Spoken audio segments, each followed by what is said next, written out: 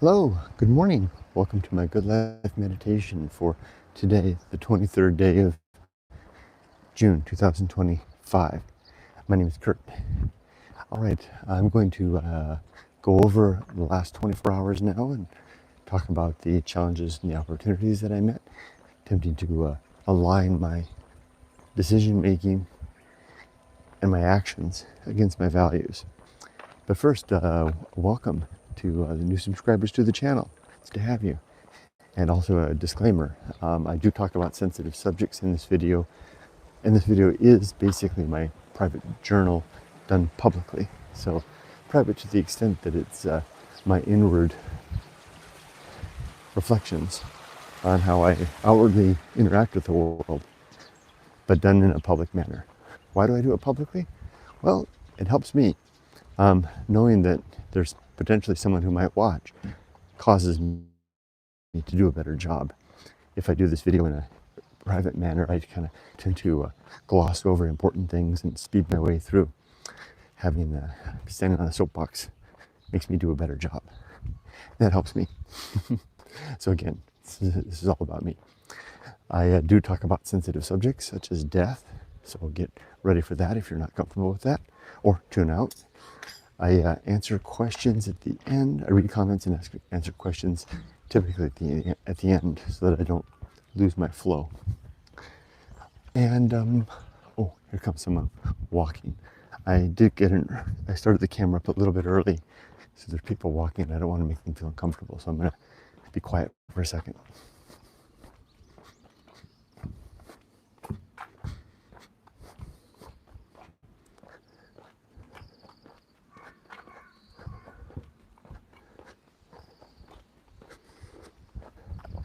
Ohayou gozaimasu.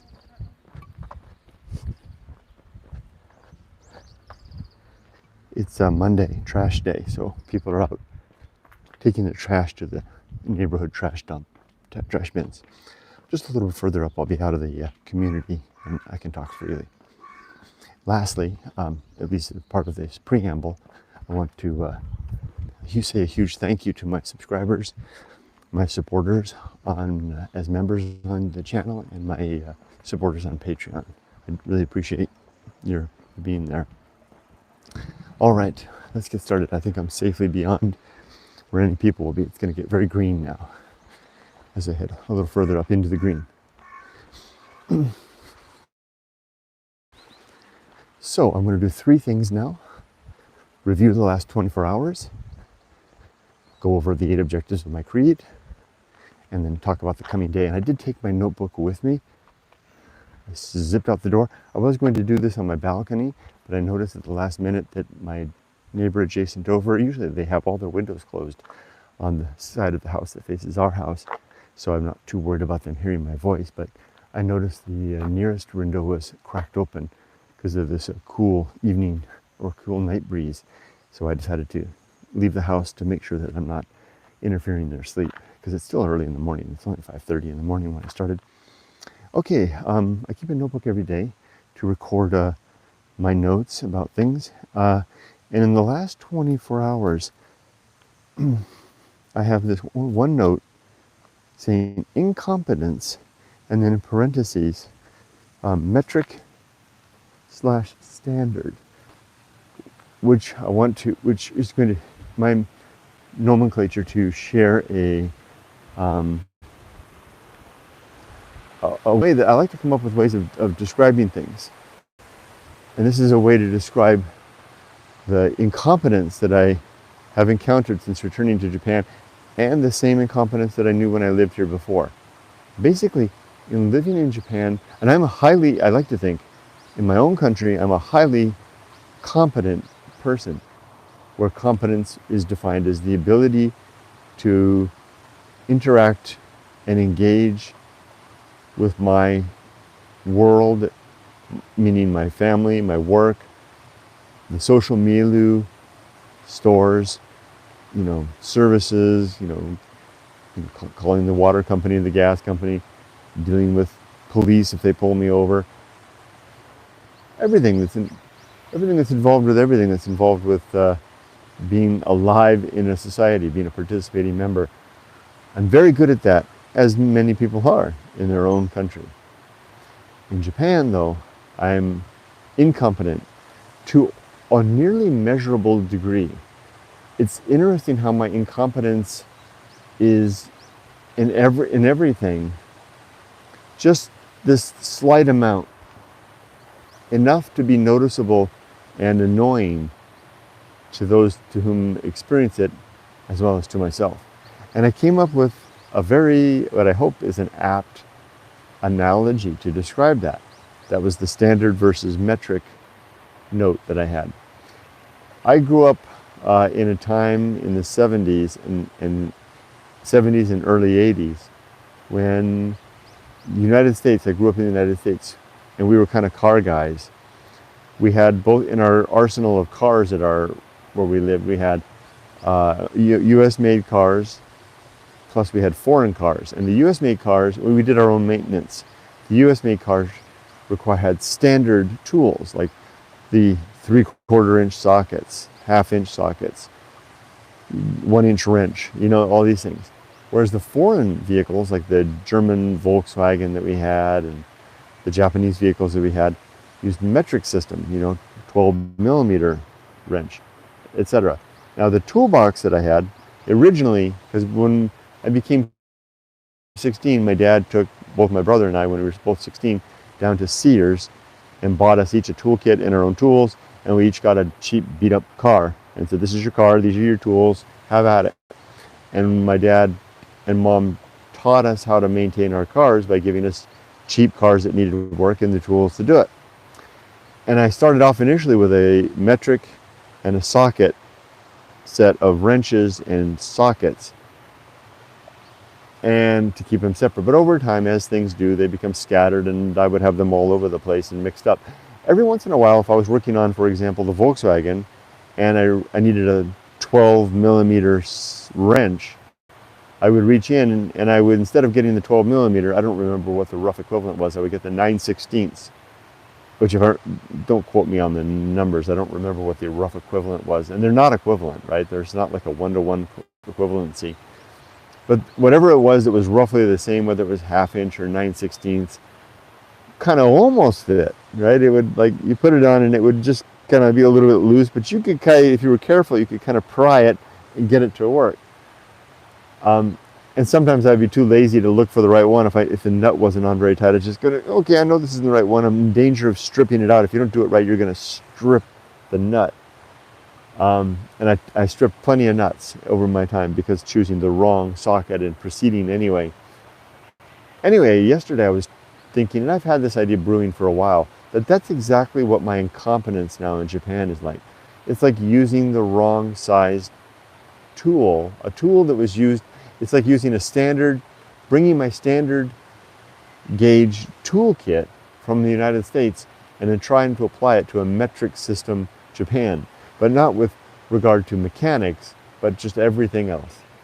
I can always find a tool that almost fits, but not quite, and it's just doesn't quite fit enough to be annoying to everybody and potentially damaging to the apparatus in which I'm working.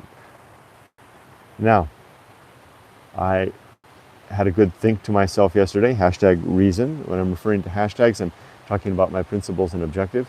#reason, when I was giving this some serious thought. And then I recognized the limits, #limits. This isn't going to change, not at 61. This is the way it's going to be if I live here in Japan.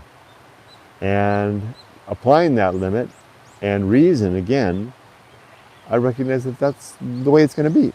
So the reason I'm pointing this out was I proceeded through the day yesterday with that in mind.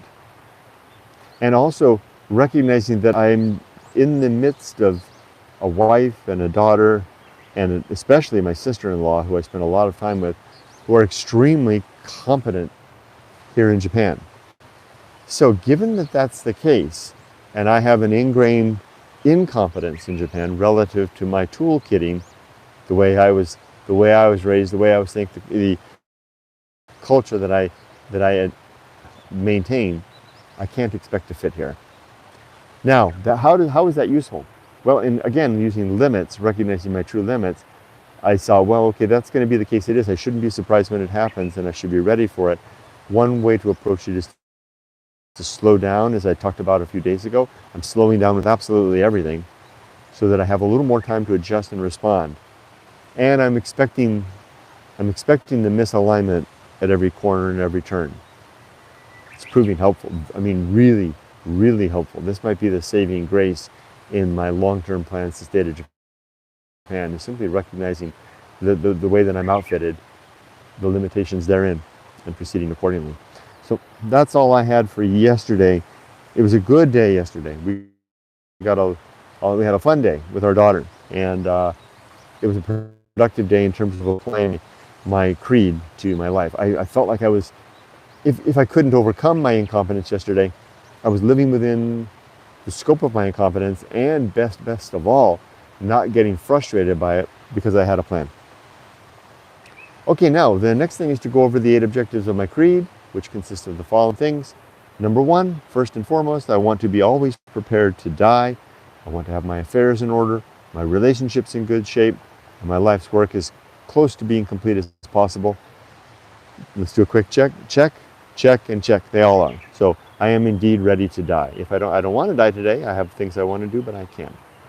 2, to make good and effective use of my time, so that I'm making good utility of every day. I wake up at 4 a.m. every day, and I'm pretty much go all day long. Even though I'm retired, even though I'm free, I can do what I want. I like to be productive. I feel better if I'm doing stuff that feels like work or smells like work. And I have a plan for today to do that. I'll get to that in a second. My 3rd objective is to develop and maintain good and sound life principles. This would be the creed that I've mentioned and I'm referring to now.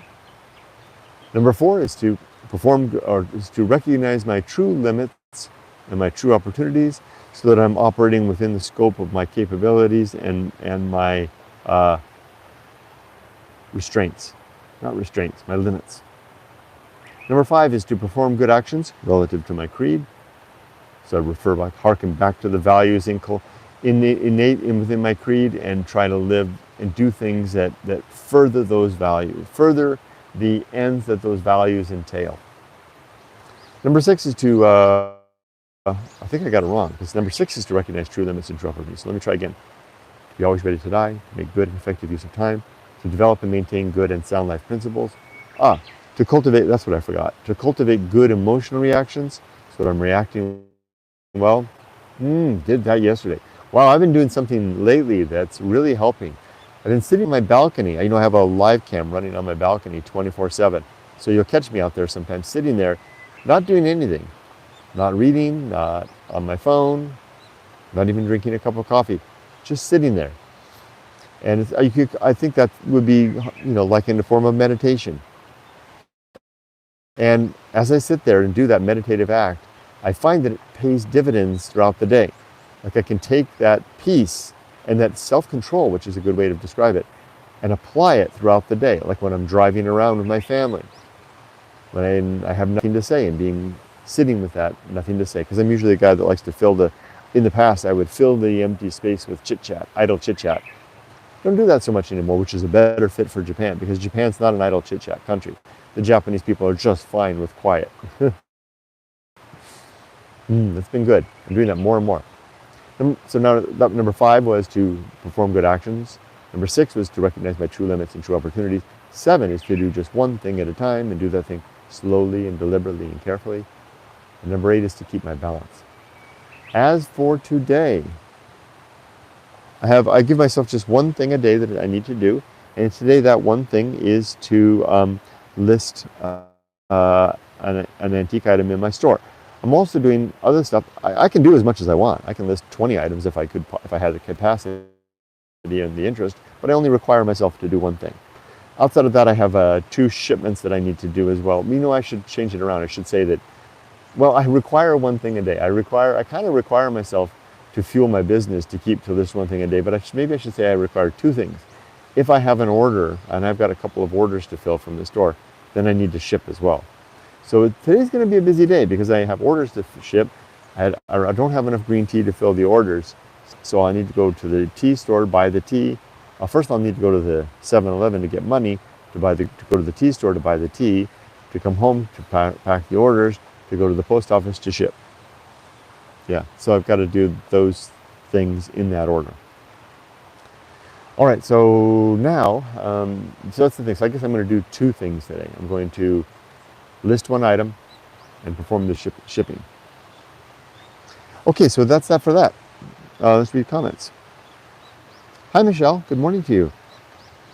And Michelle says good morning to everybody. Robert says hi to me and Michelle. Good morning, Robert. Hello to you, or whatever time it is where you are in Toronto. Elvina, good morning, good evening, good everyone. Hello. I said good everyone.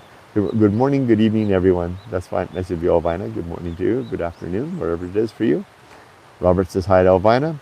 Elvina says, is it hot where you are today? It's 34 degrees, feels like 47 here in Toronto, Canada today. Oh, you're in Toronto too. That's where Robert is too. I believe that's where Robert is. It's nice, it's hot, yeah, but it's nice with this overcast sky. I put up a weather station on the live, so you can actually, if you're curious, you can pop in anytime as long as the light's out and you can see what the temperature and humidity is here. Elvina, Robert says hi to Elvina. There's Tim. Hello, Tim. Good morning. I think it's good to know your limits in all aspects of life, and maybe more importantly, accepting them. If you're ever chasing perfection and not reaching it, if that makes sense, makes a lot of sense. Thank you for the observation, Tim. Robert says hi to Tim. Tim goes on. I was chatting to a neighbor the other day who's retired, and his phone alarm went off, and he said it's my transcendental meditation time. Have to admit, I had to research what transcendental meditation was. Sounds nice. Sounds like another, definitely a retired person step in the day, right? You know, meditation time. That's wonderful. Robert says, Tim says hi to Robert. Okay, I've reached the end of comments. I'm going to head back. The rain should start probably shortly. I don't think we're going to do morning exercise because the rain's going to start at 6. Morning exercise at 6 is at 6:30. I'm going to head back and try to get the photography for the one listing I'm going to do in before the rain starts. Michelle says, I live in Illinois. Elvina, we are under the heat advisory till Thursday. Right now it's 93 with real feel of 105. Wow, I'm staying in. Smart move. Thanks a lot for joining me, those of you who are here. Wish you all the best. Be safe, but not too safe. Robert says, have a great day to Tim. Have a great day to Tim. Oh, no, that's Tim saying, that's not Robert. That's Tim saying, have a great day. Thank you, Tim. Bye-bye, everybody.